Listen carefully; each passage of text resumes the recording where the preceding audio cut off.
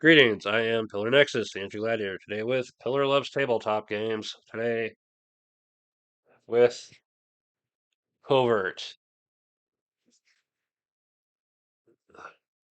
Goal of the game is have the most points at the end by completing missions and unlocking equipment cards and not using them. To that end, each player will have a set of dice, a once per game reroll token, intel cubes, which don't help them but help their opponents, and their agents scattered across Europe. So as part of the setup in the game, you'll take the numbers for code breaking and mix them up and put them over here, 2 rows of 6. You'll take the special operations tokens and put them into this really nice bag. Shake it up. Each player will take their starting items for playing the game. Each player will receive 3 agency cards, which will tell them where their agents start out.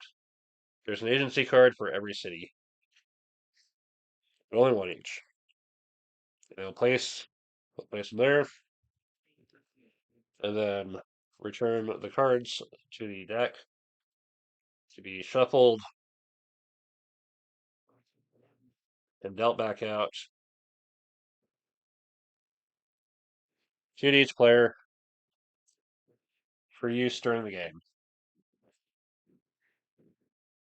Agency cards can be used to fly an agent to that city instead of a normal movement, or in addition to a normal movement, as certain equipment, or for the special operations corner. You're limited to a total of 7 of them in hand. Anyway, after receiving those, each player will receive 3 mission cards. They will have to choose 2 of them and discard the other. You might keep an eye on what equipment you already have on your agent cards and what cities you're currently occupying. To complete a mission is something you should probably learn before the game begins to know what to keep. So there's being in that city, being in a city in that region, having that kind of equipment card, or discarding any agency card.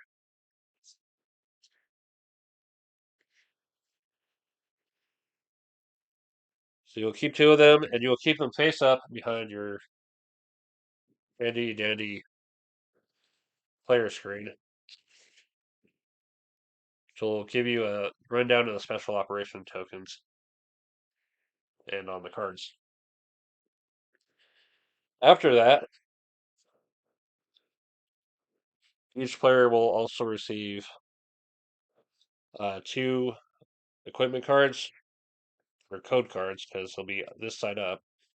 You'll keep them behind your screen until you can unlock them over here.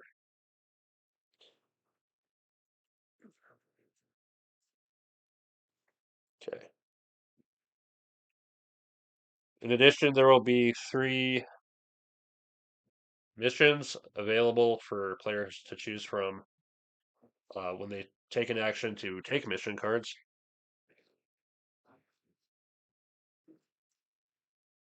There will also be agency cards that can be picked up as part of an action by being in the correct region to get that card.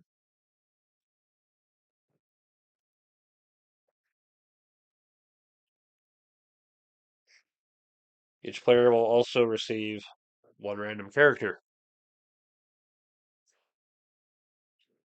Various abilities such as moving another cipher tile or drawing 3 special operation tokens and keeping 1.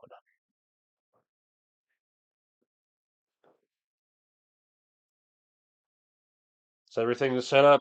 We'll start with the first player, which will be determined by everyone rolling their dice. And the player that has the most of a single number gets to take the first turn. And then play will proceed clockwise from there. So what you'll do for your at the start of each round is roll your dice.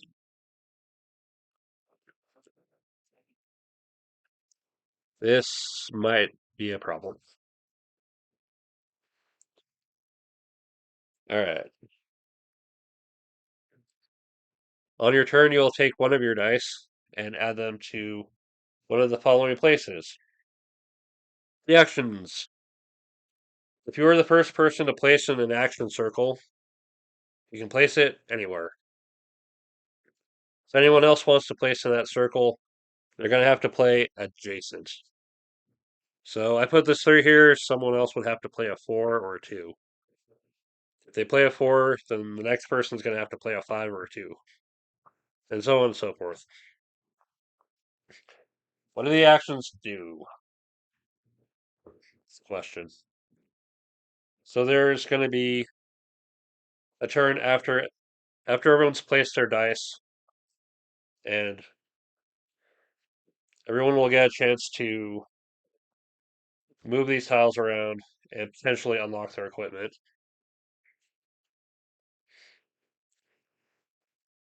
And after that, wherever people have dice, um, they'll be able to take certain actions. Up here is complete one mission. To complete the mission, you may have to have certain equipment, which you can have on your agency cards, or if you've unlocked the correct equipment for it, you can discard the equipment to towards completing that mission. But not giving up your equipment is an extra 2 points for each one you still have at the end of the game.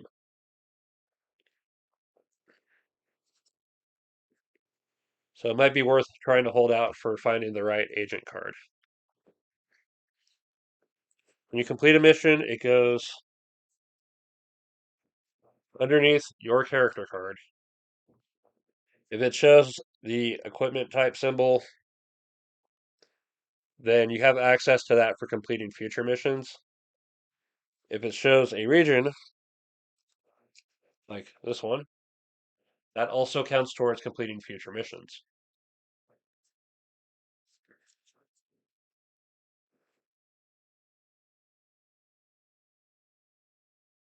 The next action option is take a face up or face down mission card for each die.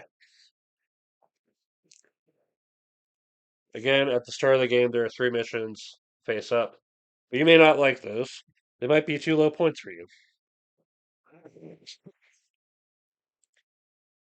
Missions range from 3 to 15 points.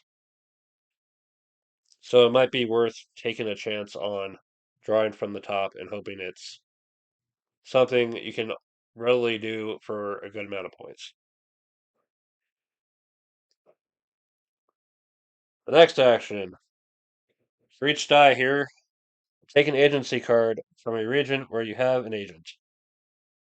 Red currently has agents in yellow and purple, so they can take one of the cards over here. The card currently in the yellow region, or the card currently in the purple region. However,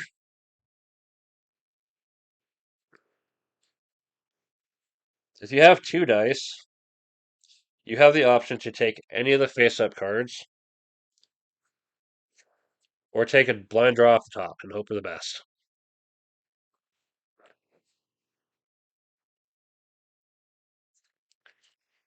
For this action, move each of your agents 1 space per die. So if you manage to have 2 dice on there, you'll be able to move each of your agents twice. Whenever you move your agent out of a city, Leave behind an intelligence cube or intel cube, provided there's not already one there. Your opponents can now pick up intel cubes, and every time they get two of one player's, they can immediately discard them and take the region card or the agency card for that region. You'll need to move your agents around a lot to complete your missions or get specific cards.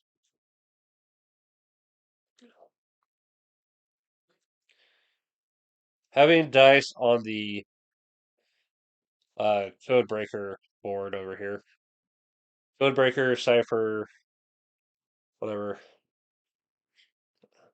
allows you to change one of the numbers to something you might need.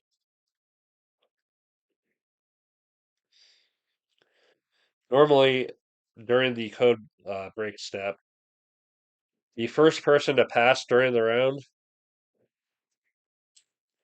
will be able to make one tile move of top and bottom or side by side.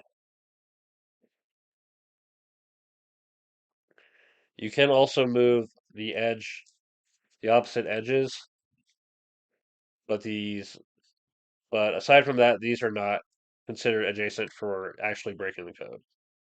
So if you had 6, 2, 4, you couldn't do it this way. But if you do, set it up so that you can unlock the card. So that needed 415.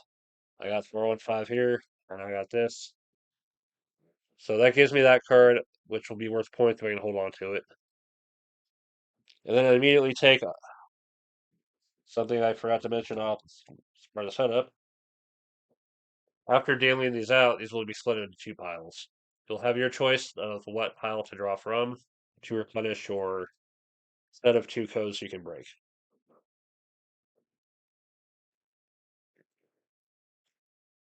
Finally, there's special operations. The moment you put a die there, you draw one special operations tile out of the bag, and it's available to you until you choose to use it. Most things are done when you need to move, or when you're placing or resolving dice. They include all these. Again, your player board has all the little references, but they can do things like modify your dice, or place two dice at once. They don't need to go in the same area. You can split 3 movement points between your agents. You can make another move with the cipher tiles. You can go first during the cipher tiles or take an action uh, during that phase before anyone can do anything. Just various supportive stuff like that. And missing, there's draw 3 cards and keep one from either of the two decks. Yeah, those will help you out when you need them. And the nice thing about special operations is it doesn't matter what die you put here. So even when you feel like there's nothing else, there's there's that.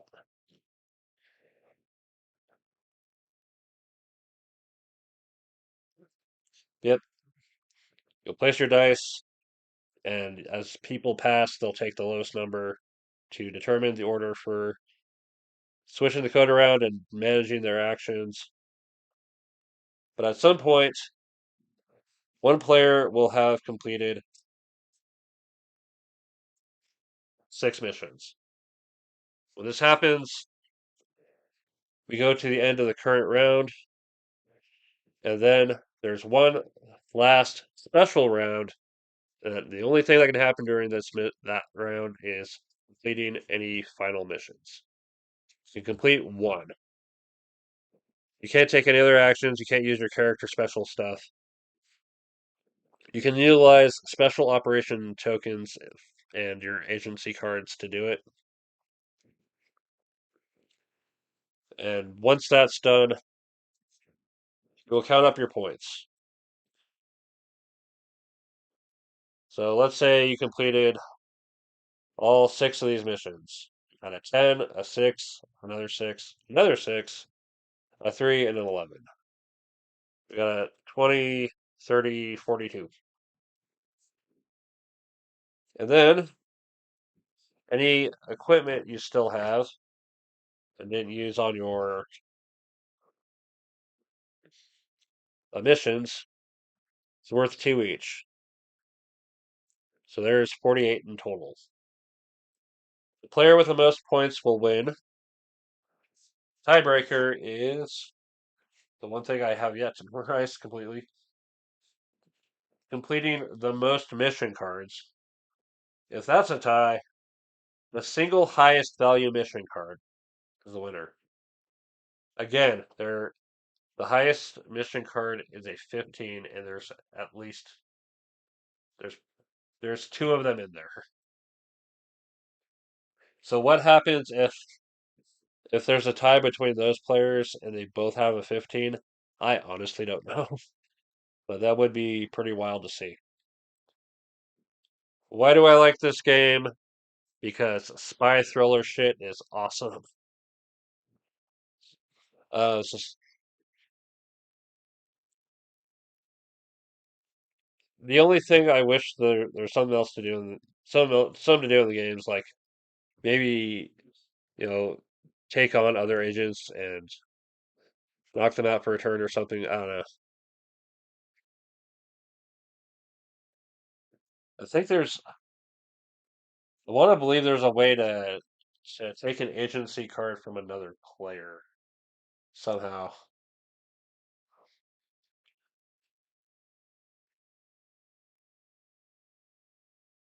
Yeah, it would.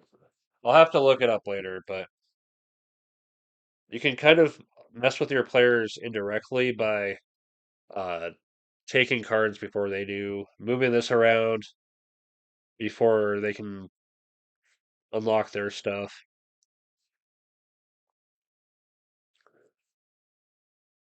At the same time, as you're moving around, you're leaving behind cubes, and that helps people out too. It's an interesting approach, and I'm curious to actually play this game with somebody because I picked this game up at the auction, and I have yet to actually play it with someone. But going through all the rules and the whole atmosphere of the game, I like it, and I just want to play it with somebody.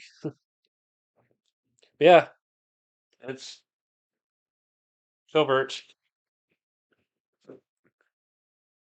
I was first kind of tipped off to the existence of this game after I picked up Fuse, also by Renegade, also by Clean Clico.